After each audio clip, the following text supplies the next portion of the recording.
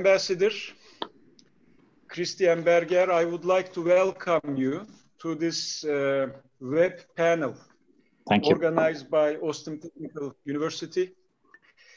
I will continue first in very small portion of German. Ich würde Sie willkommen in diesem Konferenz. Aber mein Deutsch ist sehr schlecht, also ich werde in Türkisch schauen. Bitte. Sevgili dinleyiciler, bugün Avrupa Birliği Türkiye Büyükelçisi, yani Delegasyon Başkanı, Büyükelçi Christian Berger Beyefendi'yi OSTİM Teknik Üniversitesi'nin organize ettiği bir web panelinde, webinarda misafir ediyoruz. Bu organizasyon esasında COVID öncesinde organize edilmişti. Sayın Berger, üniversitemizi ziyaret ederek hem öğrencilerimiz, öğretim üyelerimiz hem de OSTİM ve Ankara'nın iş adamlarına seslenecekti. Fakat o organizasyonun yapılacağı zamanlar tam COVID dönemine denk gelince biraz ertelemek ve sonra da elektronik hale getirmek zorunda kaldık. Bugünkü bu konferansımızda kendisini Türkiye-Avrupa Birliği ilişkileri hususunda, ekonomik ve ticari ilişkileri hususunda dinleyeceğiz. Bazı soruları yönlendireceğiz. Bu soruların bir kısmını internet üzerinden bize gelen sorulardan derledik. Daha sonra da yine soru cevap aşamasında bazı diğer konuları konuşacağız. İlk başta bize kısa bir giriş, açılış konuşması yapacak olan kişi OSTİM Teknik Üniversitesi Mütevelliyet Başkanı, aynı zamanda da OSTİM Organize Sanayi Bölgesi Başkanı olan Orhan Aydın Beyefendi. Hemen ardından da Christian Berger'i dinleyeceğiz. Ben sözü Orhan Bey'e iletmeden önce çok kısaca Sayın Berger'i sizlere tanıtmak istiyorum. Kendisi çok tanınmış bir diplomattır, büyükelçidir. İngilizce deyimiyle he is a very seasoned diplomat ve kariyerinin bu noktasında Avrupa Birliği'ni Türkiye'de temsil ediyor ve Avrupa Birliği ile Türkiye'nin ilişkilerini, ki bunlar çok kolay ilişkiler değil şu an için, usta diplomatlığı yönetmeye çalışıyor. Kendisi eğitim olarak dünyanın eski Avrupa'nın ve dünyanın köklü üniversitelerinden olan Viyana Üniversitesi'nden mezun. Bu benim için önemli bir şey. Ve aynı zamanda da Londra'daki tanınmış bir üniversite olan London School of Economics, yani LSE mezunudur. Diplomatik kariyeri içinde Avrupa Komisyonu'nun çeşitli birimlerinde Suriye gibi veya Orta Doğu gibi bir diplomat için kolay olmayan ve tecrübe gerektiren ülkeler, gruplar, ülke grupları, coğrafyalar üzerine çalıştı. Çok değerli bir diplomattır. Ve dediğim gibi şu anda da Türkiye ile olan ilişkileri başarıyla yürütmektedir. Şimdi bu kısa tanıtmadan sonra ben Orhan Bey'i, Mütevelliyet Başkanımızı bir açılış konuşması yapmak üzere davet ediyorum. Buyurun Orhan Bey. Evet, ben teşekkür ediyorum. Öncelikle Avrupa Birliği Türkiye Delegasyonu Başkanımız, Büyükelçimize, Sayın Rektörüme ve değerli Mustafa Hocama ve tüm izleyenlere sevgi, saygı ve hayırlı akşamlar diliyorum. Tabii Avrupa Birliği ülkemiz için, bizim bölgemiz için son derece önemli bir organizasyon. Ve bu son yaşadığımız COVID-19 olayıyla beraber tabii bütün dünya, hepimiz beraber bir krizle baş başa kaldık. Bu krizden çıkmamız için bugüne kadar dünyanın değerlerinde bir takım değişiklikler olması söz konusu. Bu anlamda da Avrupa Birliği'nin ülkeleri şu anda krizi yaşarken bizim ülkemizden biraz daha farklı bir boyutta yaşıyorlar. Bu anlamda Türkiye güzel bir sınav verdi ve bu krizi atlatmada ciddi şekilde bir başarı elde etti. Bu konuda bu başarıyı biz önemsiyoruz ama Avrupa Birliği ülkeleriyle de ciddi şekilde ekonomik işbirliklerimiz var. Son derece yakın bağlarımız var ve ayrılmaz bir ekonomik ilişki içerisindeyiz. Bu nedenle bu krizden çıkmak için mutlaka işbirliğine, el birliğine ve bir değerler birliğine ihtiyacımız var. Çünkü dünyanın yaşanabilir hale gelmesi için gerçekten bugünkünden çok farklı çaba sarf etmeliyiz. Yani çünkü bugüne kadarki dünyadaki bu gelir dağılımının bozukluğu, efendim bu ırkçılık olayları ve insanların yaşadığı bu adaletsiz yapının devam ettirilmesi mümkün değil.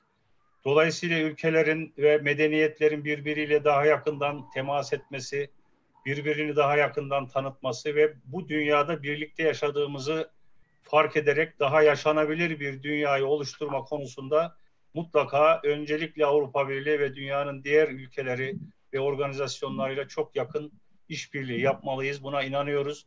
Bu kapsamda da biz kendi bölgemizde Avrupa Birliği ile çok değişik şu ana kadar projeler yürüttük. Bundan sonra da şu anda yürüyen projelerimiz var. Bunları arttırarak, geliştirerek, büyüterek devam etme düşüncesindeyiz. Tabii ki ekonomilerimiz birbirine çok bağımlı. Özellikle Avrupa'nın şu andaki tedarik konusunda, tedarik zincirleri konusunda OSTİM'in, Ankara'nın ve Türkiye'nin önemli bir yeri var. Bu ilişkileri özellikle Avrupa Birliği ile daha da sıklaştırmamız gerekiyor. Yaşadığımız olayların arka tarafında biraz Çin'in ciddi şekilde bugüne kadar ekonomilerimizde etkisi oldu. Büyük ölçüde üretimlerimizi ucuzlaştıralım diye Çin'e kaydırdık ama orada sürdürülebilir bir ekonomik şeyin olmadığı şu anda bütün dünya tarafından görülüyor. Bu anlamda da Türkiye'nin güvenli bir liman olacağını düşünüyorum. İyi bir üretim, iyi bir tedarik merkezi olabileceğini düşünüyorum. Bu konuda da delegasyonumuzla, başkanımızla, Avrupa Birliği ile her türlü işbirliğini yapmaya hazır olduğumuzu burada belirtmek istiyorum. Ve yeni bir yaşanabilir dünyanın oluşturulmasında da biz özellikle bu ekosistemlerin oluşturulması, ekolojik üretimin, temiz üretimin ve sürdürülebilir sanayi bölgesinin oluşturulması konusunda da çabalarımızı şu anda kesintisiz devam ettiriyoruz. Almanya'da GTZ, eski ismi GTZ ama yeni ismi GİZ olan organizasyonla beraber bölgemizin sürdürülebilir sanayi bölgesi raporunu birlikte hazırladık. Bu konuda biz de gayretlerimizi arttıracağız. İşbirliklerimizi geliştireceğiz. Mustafa Hocam ve delegasyon başkanımız Sayın Berger'den de bu konuda ilişkilerimizin gelişmesi konusunda ilgilerini bekliyoruz. Bu vesileyle ben bizi dinleyenlere ve katılımcılara ve Sayın Başkanımıza ve Büyükelçimize, Mustafa Hocama ve Sayın Rektörüme teşekkür ediyorum. Hepinize hayırlı akşamlar diliyorum. Evet, Orhan Başkanımıza teşekkür ediyorum. Güzel, kapsayıcı bir başlangıç oldu. Sayın Berger, şimdi sizlerin önce Türkiye ile Avrupa Birliği ekonomik ticari ilişkileri, bunların nasıl geliştirilebileceği ile ilgili görüşlerinizi alalım. Arkasından da soru cevap faslında geliştirmemiz gereken noktaları ele alacağız. Buyurun efendim.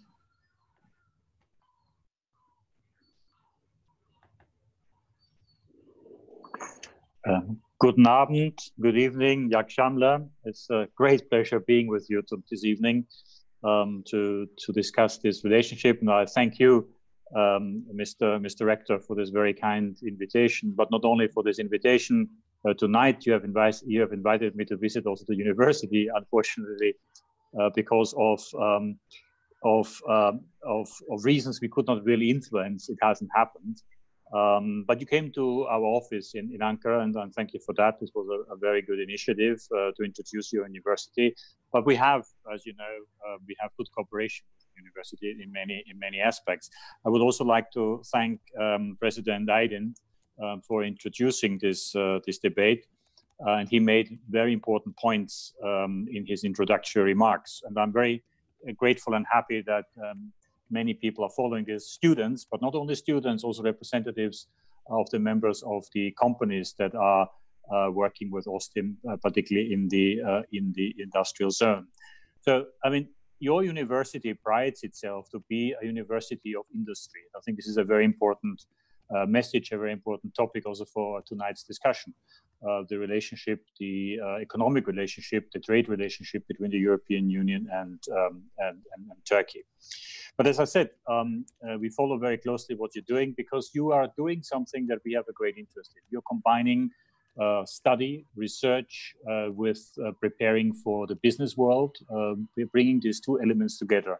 And wherever I go in Turkey, whichever university I visit, I ask this question.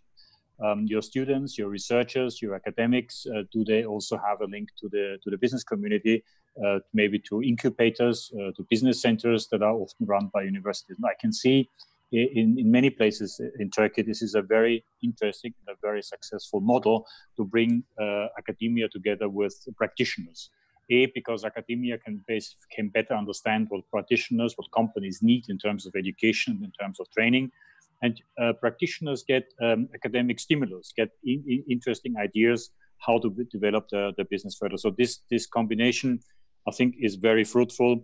And we also, as you may know, we are very strong supporters of the system of vocational education, vocational training. Europe is a leading continent on that, with various member states of the European Union having been doing this for decades, if not for centuries.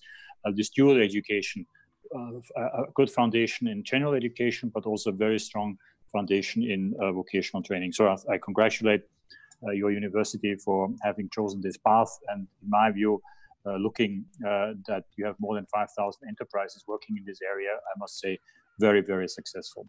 Now, if you allow me, I come to the topic that you wanted me to discuss, the impact of COVID-19 or the coronavirus on trade, on commerce, on the economy in general, but also what this means for the relationship between the European Union and Turkey. But also, let me say a few things how the European Union is going about this. Now, when you look at the figures, or when you look at the situation, actually, you can see a global downturn in economy, a global downturn, particularly in trade, because there are now many obstacles to trade, particularly in moving goods, in maintaining the supply chain, the production chain. There's a lack or slowdown in demand. There is a lack of labor force because people are under lockdown. People can't really go to the factories and to the companies. So there is a lot of issues that are currently impacting the economy. And what is new, it is not only in one country. It is not only in Turkey or in one of the countries of the European Union. It is now a global phenomenon. And therefore, the points that Orhan Bey, the president, made early on about relocating businesses, making sure that we have access to strategic production lines that we need inside the current customs union, meaning inside Turkey and the European Union, is a very valid point. I will come back to this later on. Now, when you look at the trade figures or the economic figures, you see a very negative trend currently in Europe, but also in Turkey, where already we had economic issues in previous years with exchange rate fluctuation, with interest rate fluctuation. But also Europe hasn't been spared by this. So the prediction for this year is a reduction of trade between 10 to 16%, which is quite significant if you compare it to previous years. A reduction of growth by between 5 and 7%. We don't really have the total figures now, but the estimates are between 5 and 7.4%. For the first time in many years, an increase in unemployment up to 9%. You may recall that the President of the European Commission, Mr. Juncker, in his outgoing State of the Union speech in September last year, very proudly spoke of the fact that we have now the highest employment rate in Europe for a long time, maybe since the creation of the European Union, more than 235 million people in employment.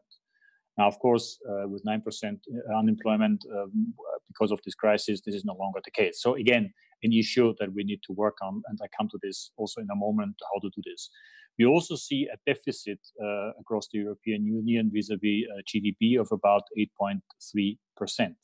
So a very significant impact on the macroeconomic indicators. Is that the budget deficit or the current account deficit, or the budget deficit you are talking about? Is there a problem? No. Just a question. The deficit you are talking about is the budget deficit or the current account deficit? I don't hear. Moment. Okay. The deficit. This is current. No, this is budget deficit. Budget. Okay, fine.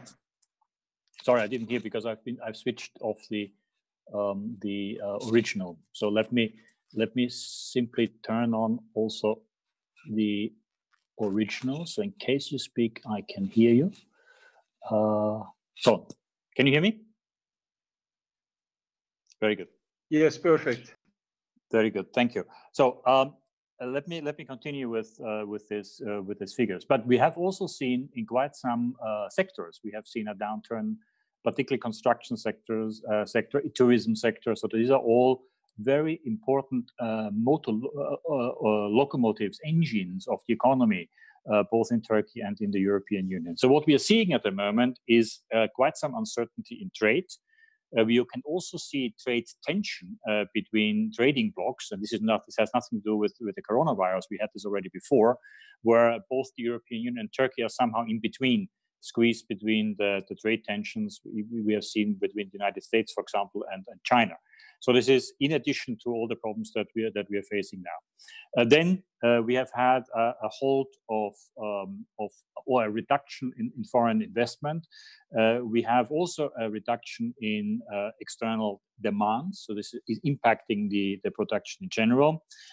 And we see, because of this, again, what the president earlier spoke about, we see an impact on the global supply and production chain.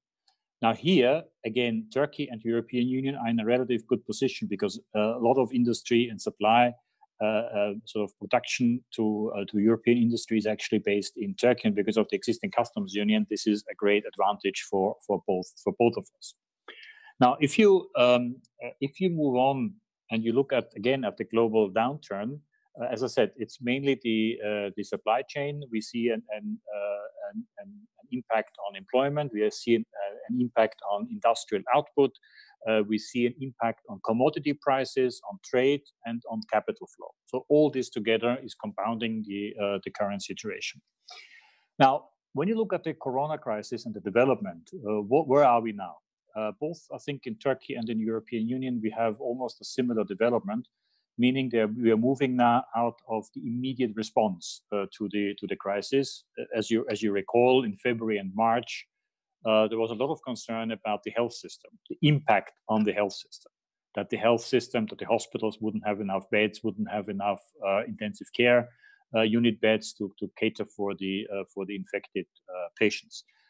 Luckily, neither in Turkey nor in many European countries this was the case, and the health system coped actually quite well but of course it was all flanked by important measures, by restrictions, by movement restrictions, by isolation, by shutting down many production sites and lanes, by reducing transportation and so on. This had an impact, and now we are reaching the next step. How can we now tackle the economic and the social impact caused by all these measures that we had to take and countries had to take in order to respond to this crisis situation? Now, first of all, one of the important lessons of the last 3-4 months was that because this is a global pandemic, this is a global crisis, we need to stick together. We need to stand together. We need to cooperate. We need to show solidarity between countries, and this has actually happened. I mean, I don't have to remind you of all the important measures that Turkey took in support of European countries and other countries by providing masks, by providing ventilators, by offering all sorts of other support, which was extremely welcome and very, very much needed. But we're now moving to the next stage. We are now moving to the how to deal with the economic situation. So the European Commission, together with other institutions, have put together quite an impressive package. And that impressive package is about 4 trillion euros, composed of different sort of measures, ranging from a very large purchase program of the European Central Bank, purchasing private and public securities, ranging to the European Investment Bank putting a lot of money and support into small, medium-sized enterprises, ranging to the Commission doing a number of things, starting with a loan and a grant package to member states, continuing with a very important package for individual sectors, ranging from agriculture to tourism to air transportation, allowing member states to exceed the budget deficit limits and limitations. So national budget can also be used to fight this crisis. Easing the rules on state aid. You may have seen the last couple of days a number of airlines, for example, got support from countries.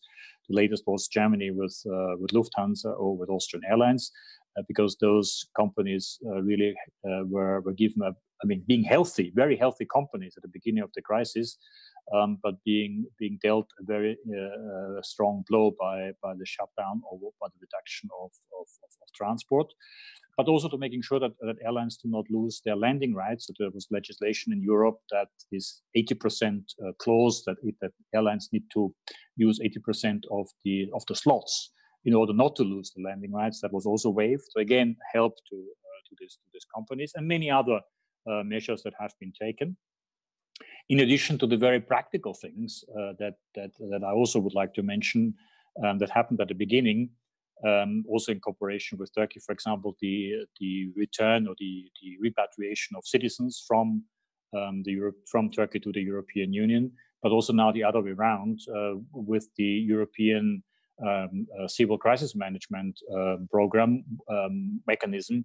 We are also helping now Turkish citizens, for example, to return from Latin America or from Central Asia back to Turkey. This happened in the last 10 days.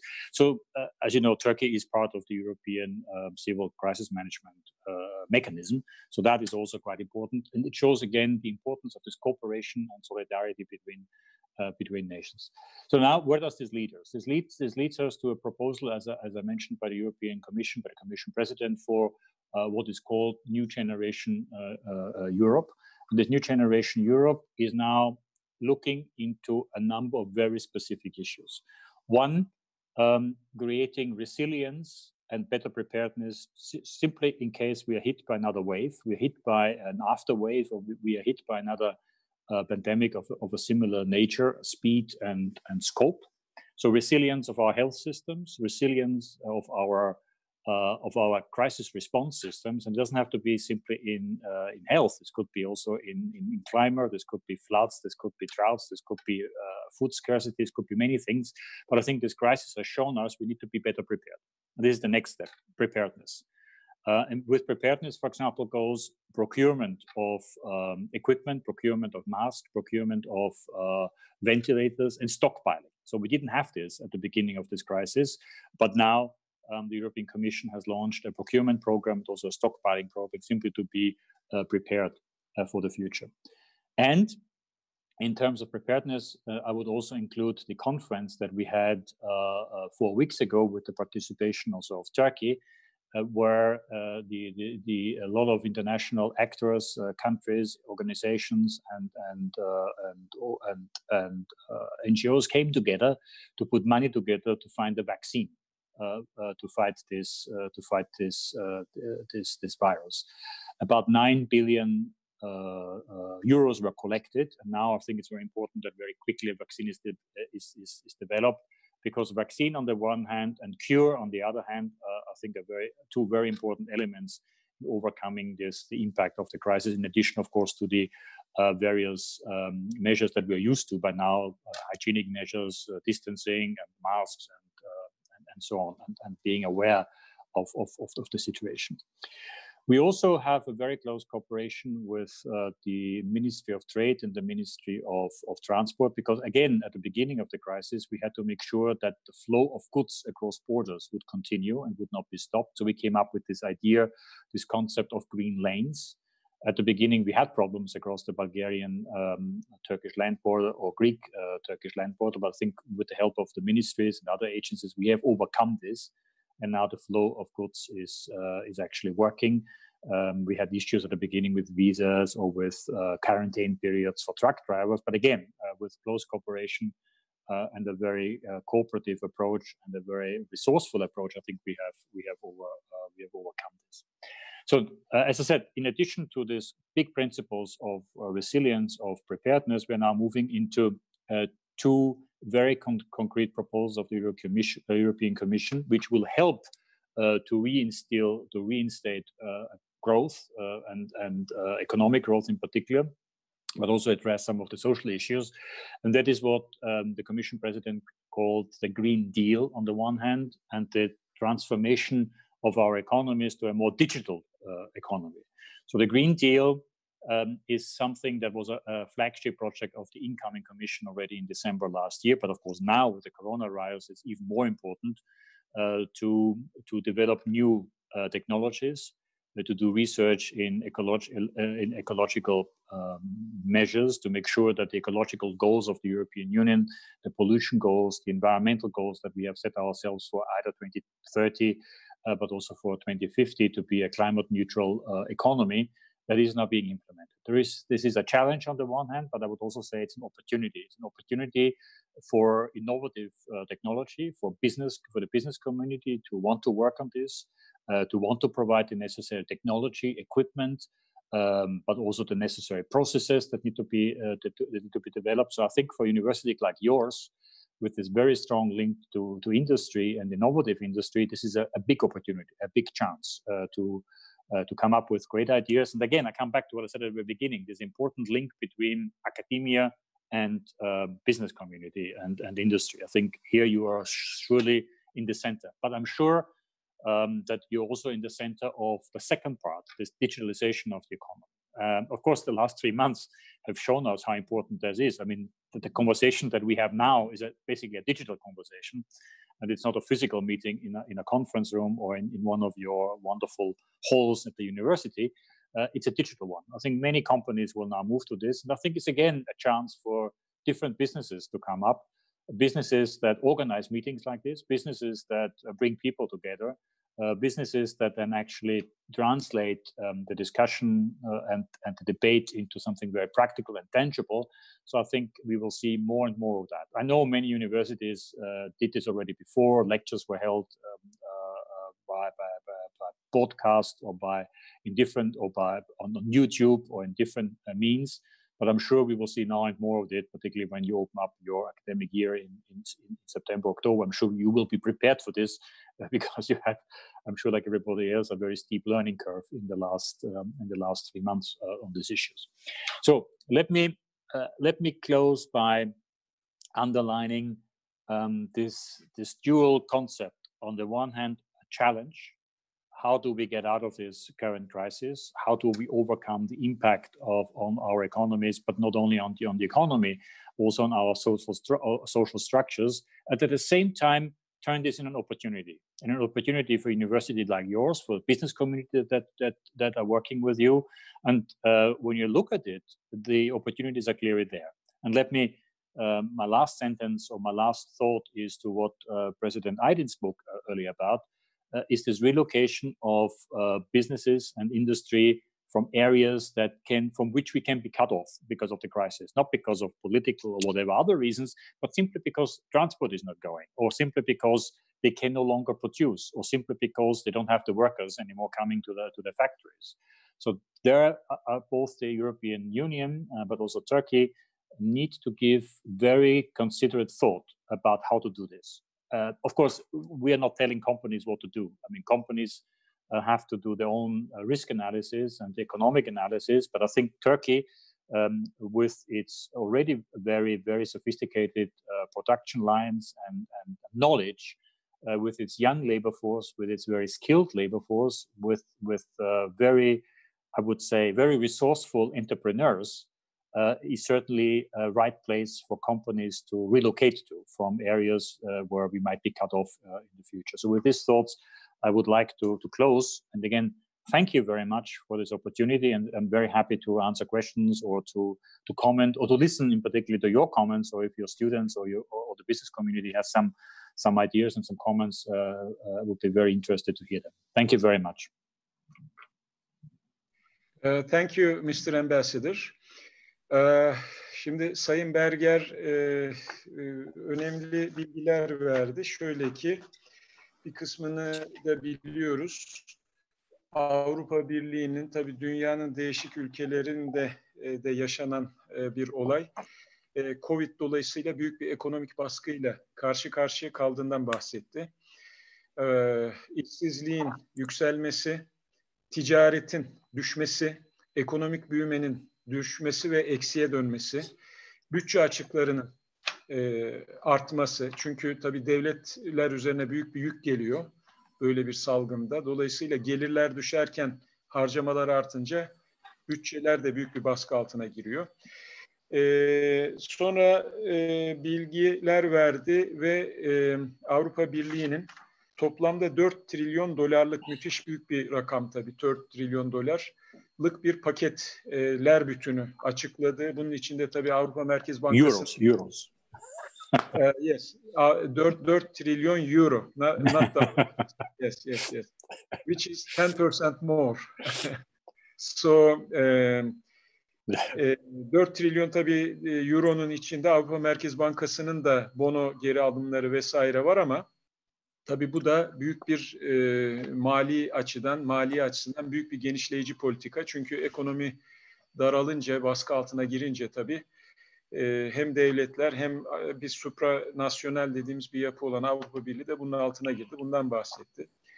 Tabii bunu yapmadan evvel Avrupa Birliği ilk başta Avrupa Birliği ve Avrupa Birliği ülkeleri sağlık sistemindeki büyük bir zorlukla karşı karşıya. Önce onu halletmek zorunda kaldılar. Ondan sonra da ekonomik stimulus dediğimiz paketi açıklamak zorunda kaldılar dedi.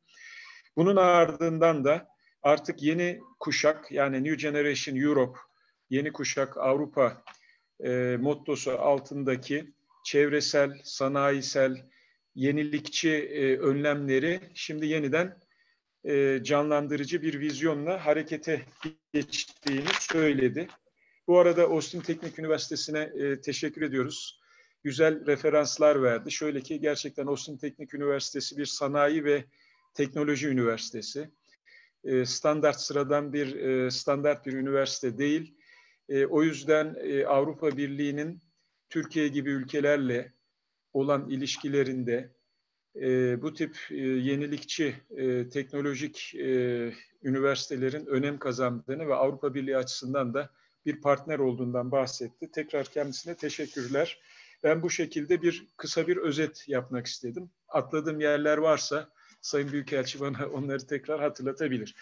Şimdi çok kısaca bize gelen çeşitli vesilelerle sorulardan veya bizim daha evvel aklımızdaki sorulardan bir iki tanesini ben kendisine iletmek istiyorum. Bu arada Twitter'dan veya değişik yerlerden gelen sorular da bana iletiliyor. Eğer atlamazsam onları da kendisine soracağım. Birincisi, Avrupa Birliği'nin sorularından biri oydu. Ona cevap verdi Sayın Büyükelçi. COVID-19'la nasıl mücadele ediliyor? Hem ekonomik hem sosyal açıdan bunlara cevap verdi.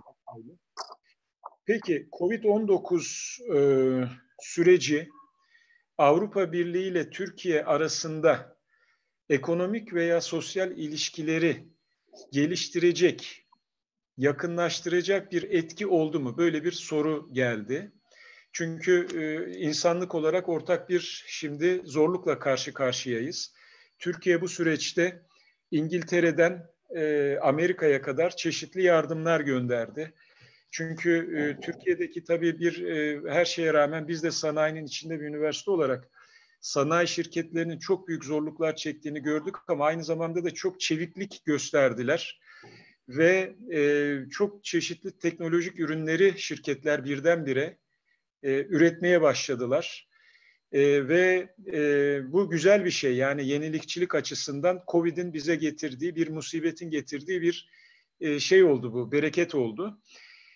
Tabii bu arada ülkeler de birbirlerine karşı biraz daha hani yaklaşırlar böyle bir ortak zorluğa, ortak düşmana karşı diye sorulardan bir tanesi Covid süreci Avrupa Birliği ile Türkiye arasındaki sosyal, ekonomik, siyasi ilişkileri biraz daha güçlendirici etki gösterdi mi, gösterir mi?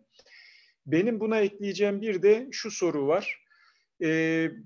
Tabii yakın zamanda dünya ticaret savaşları vesaireyi konuşuyordu. Covid'den önceki en önemli gündemimiz ticaret savaşlarıydı. Özellikle Amerika ve Çin arasında olan. Bir ölçüde de Amerika ile Avrupa arasında olan. Fakat aynı zamanda da Türkiye 1995 yılından itibaren Gümrük Birliği üyesi, Avrupa Birliği'nin bu manada bir parçası ve Customs Union Updating dediğimiz bu anlaşmanın şöyle iki tarafın da yeni gerçeklikler karşısındaki ihtiyaçlarını karşılayacak şekilde güncellenmesi de gündemdeydi. Acaba benim ikinci kendisine soracağım soru, bu Covid süreci veya Covid sürecinden sonraki olanlar, bu güncelleme ne diyelim kavramını veya ihtiyacını yeniden gündeme getirir mi? Bir güncelleme süreci tekrar başlar mı? Çünkü biraz atıl kaldı bu süreç. Bu iki sorudan başlayalım. Daha sonra gelen sorularla ben kendisine Sayın Berger'i biraz daha yoracağım. Thank you very much. These are, I think, important questions in the context of what we are discussing. I get this question often, that whether or not this crisis now brings the European Union and Turkey together. Let's look at what happened. First of all, we have a crisis. We have a pandemic that has spread across the globe with enormous speed and has covered and has actually touched almost every country. And has had a very severe impact on the economies of many countries. Now, obviously, one conclusion you can draw from that if there is solidarity, if countries stand by each other and together to overcome this crisis, it's much better than every country fighting this individually. So I think this is what the conclusion was inside the European Union. But also very quickly outside the European Union as well. And you may recall in the early days of the crisis, obviously given the responsibility and the competency of our member states, they had to move quickly on their own in order to overcome or to at least to address the most negative impact of the situation. But very quickly, they came together at the European Union format as a collective in order to make sure that we are standing together in addressing this. The European Union also very quickly said we need to support our partner countries because ultimately, we do trade with them, we have links with them, and we don't want their health systems and their economic systems to collapse because in the end, this will be only negative for the relationship or in general. So we put together a package to help those countries whose health systems are most affected by the crisis, to strengthen that, to make them more resilient and more robust. So this is a general comment I want to make. The principle of cooperation and of solidarity has certainly seen a very important emphasis during this crisis. And again, Turkey has been very exemplary in this with its help for countries that needed support. And I think we'll be all very grateful. And I'm sure you have heard many messages of that from Spain, from Italy, from the United Kingdom, and others that have been given support. It also shows that in times of crisis like this, we also make sure that the trade relationship continues and this trade relationship works. And as I mentioned in my presentation early on, we have seen some hiccups here or there at the very beginning, but I think with the help of the ministries, trade, health, and others, we've overcome this. We also have seen some hiccups, for example, with the export of protective gear. I wouldn't even call it hiccups, but because very early in the process, Turkey had to, of course, satisfy its own national needs. I mean, this is fully understandable. But later on, this was overcome. And I think now this seems to be working well. And the Minister of Trade has also offered support whenever there is an issue about this. Now, what, again, apart from this rather general remark of solidarity and cooperation, it has shown that a country like Turkey, an immediate neighbor of the European Union in a very important location, the southeastern flank is a country with which we have to have a strong, simply as simple as this is, we have to have a strong relationship. The point you made about the customs union, of course, comes immediately to mind when coming back to discussion with early on about the relocation of production lines. This is an important question because we have a customs union at the moment that covers industrial goods.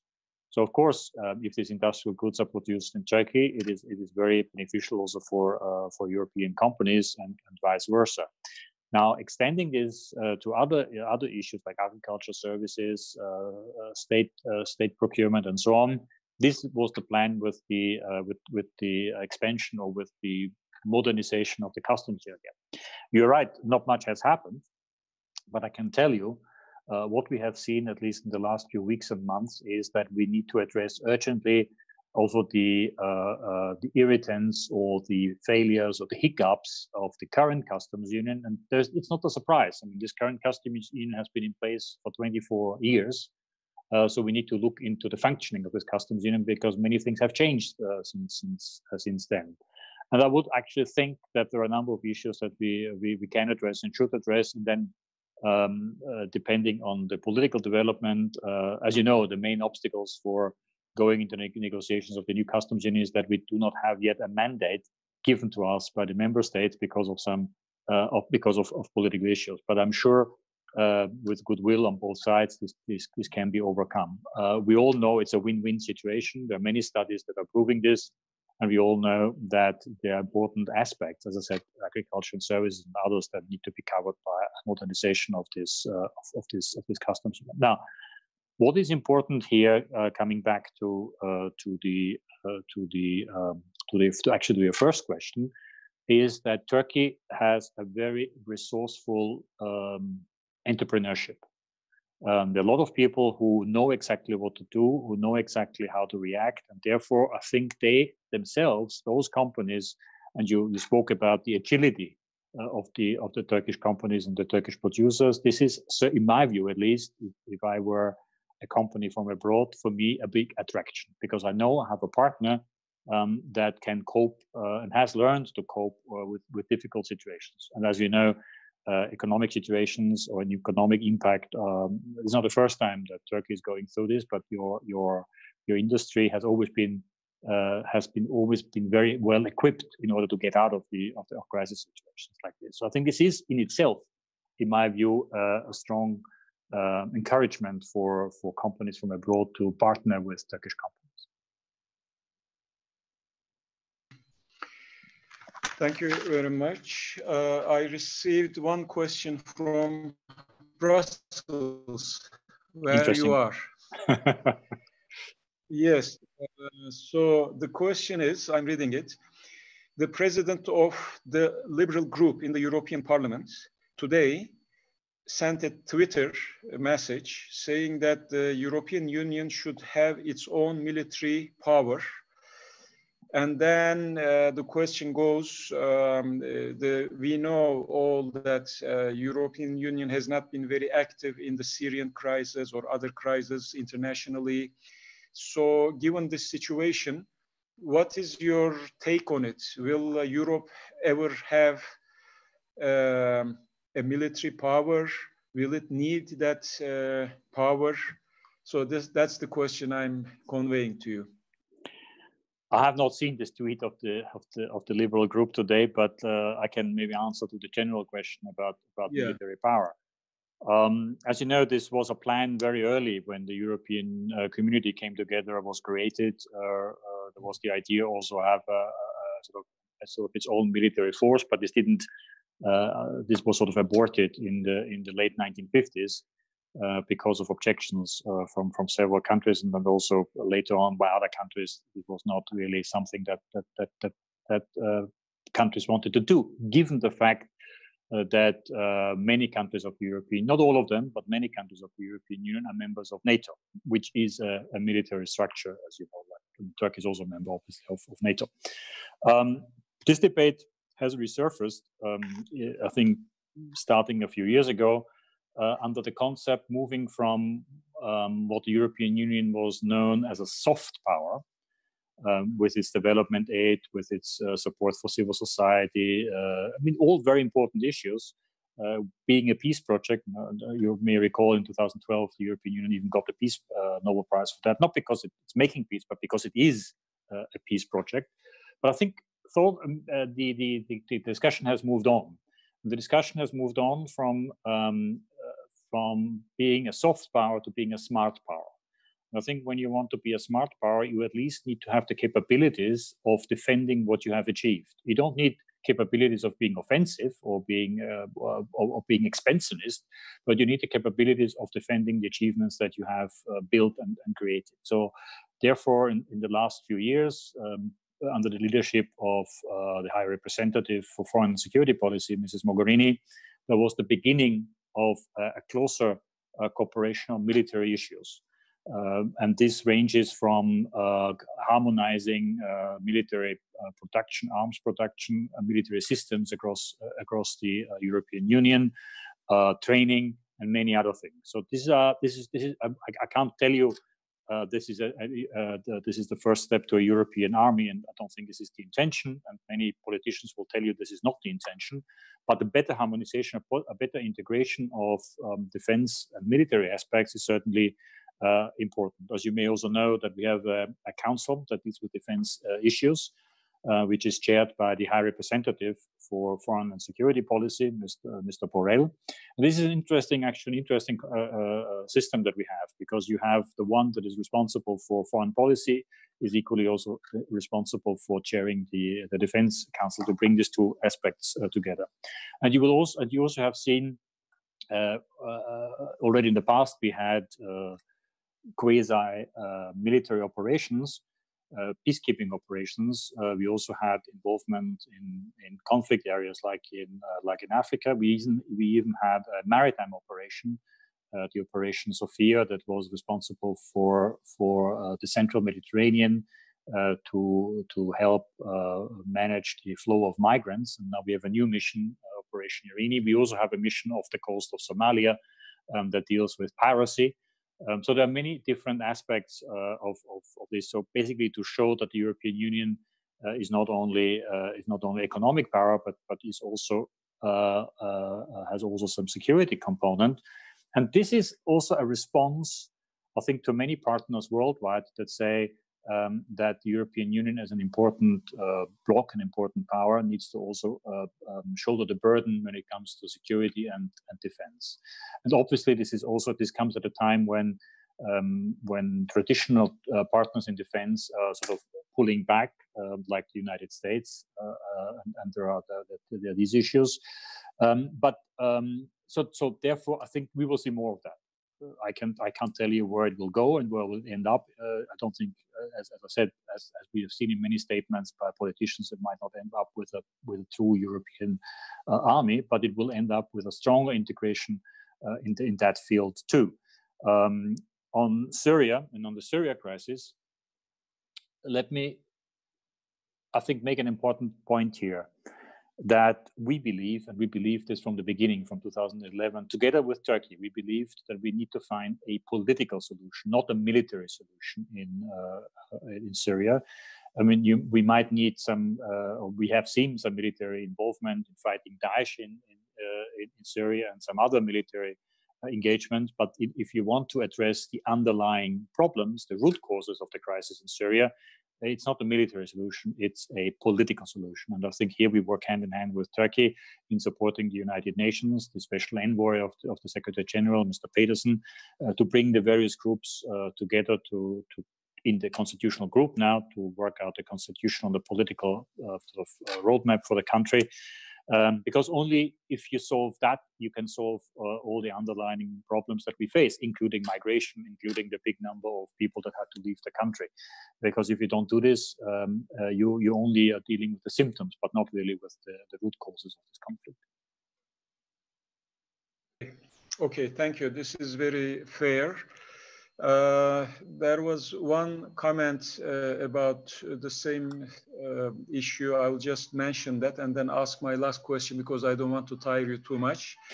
So again from Brussels. So today, Vietnam, the European Union has signed an STA, free trade agreement, FTA with Vietnam. So it's a faraway country.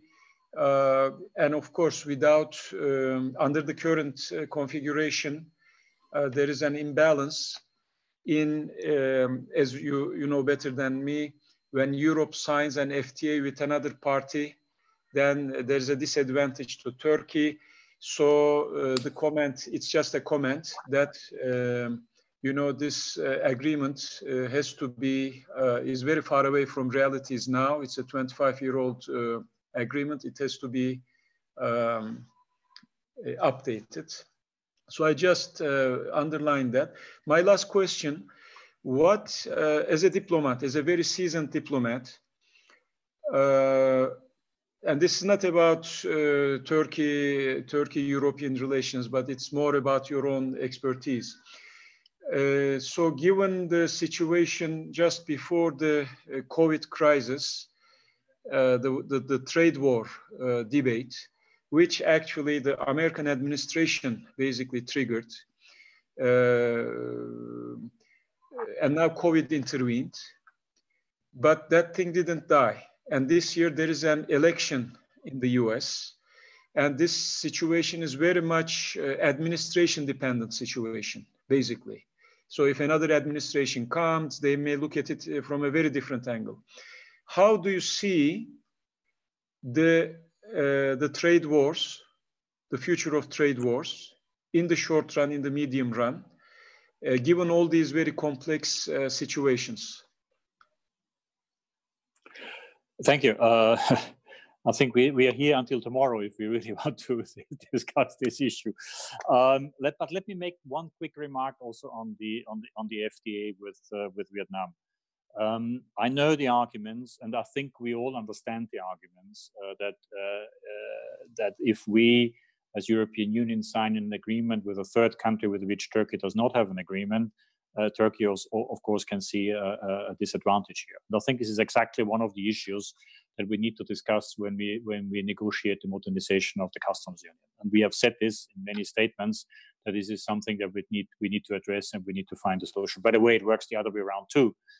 There are some agreements that Turkey has with countries with which we do not have a trade agreement, which of course the same principle applies here. So this is certainly something, in addition to dealing with agriculture services and with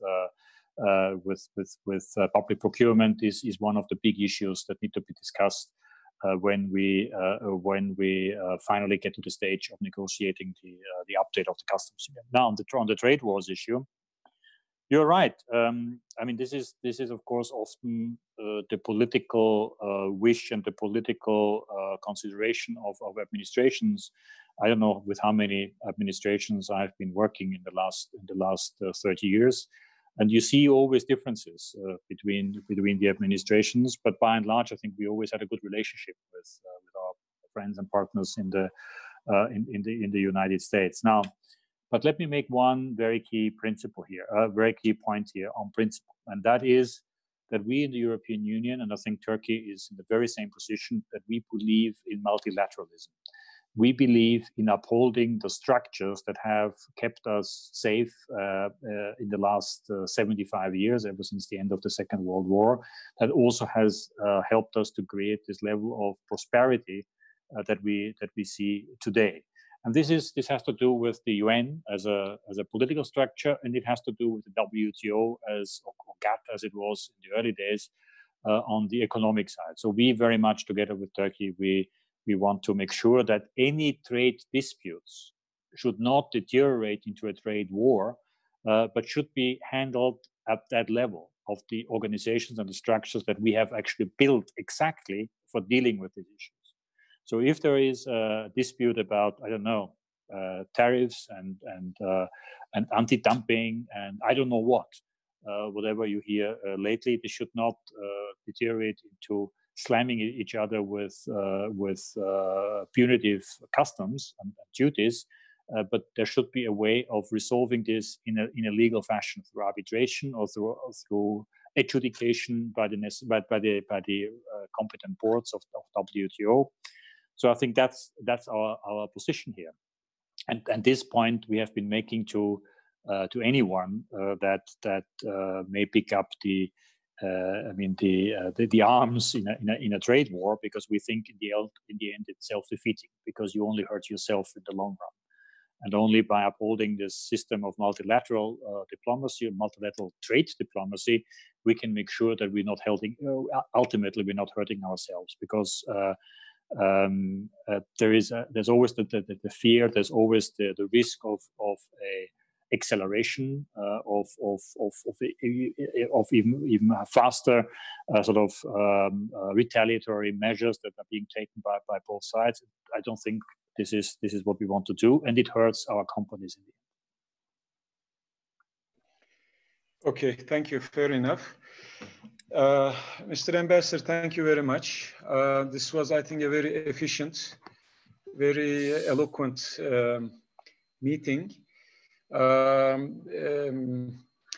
I thank also the organizers of this event from your side and our side, Mustafa Balcı, Egehan Hanım, Ebru Hanım, Bahar Hanım, and our translator, of course. Very much so.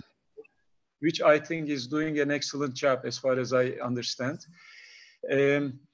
Değerli dinleyiciler, bugünkü bu web programımızı daha fazla uzatarak sizleri yormayalım. Sayın Berger'e bu organizasyonda yer aldığı için ben üniversitem adına teşekkür ediyorum.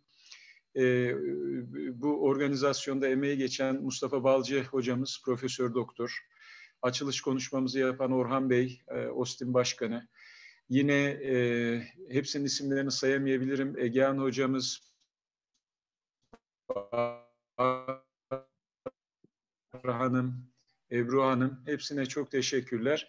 Ve Sayın Berger'i, tabii Covid'den dolayı konferansı, Covid'den hemen sonra ilk fırsatta Türkiye döner dönmez sağlıklı bir şekilde üniversitemizde misafir etmek için davetimizi yeniliyoruz. Kendisine de sağlıkla kalmasını ailece tabii diliyoruz. Herkese iyi geceler diliyorum OSTİM Teknik Üniversitesi'nden. Thank you very much. Good evening. İyi akşamlar. Thank you for the invitation to everyone, and good luck with all your endeavors at the university. Thank you very much. Thank you. Bye bye. İyi akşamlar. Thank you. İyi akşamlar. Danke schön, vielen Dank. Schönen Dank, guten Abend nach Ankara.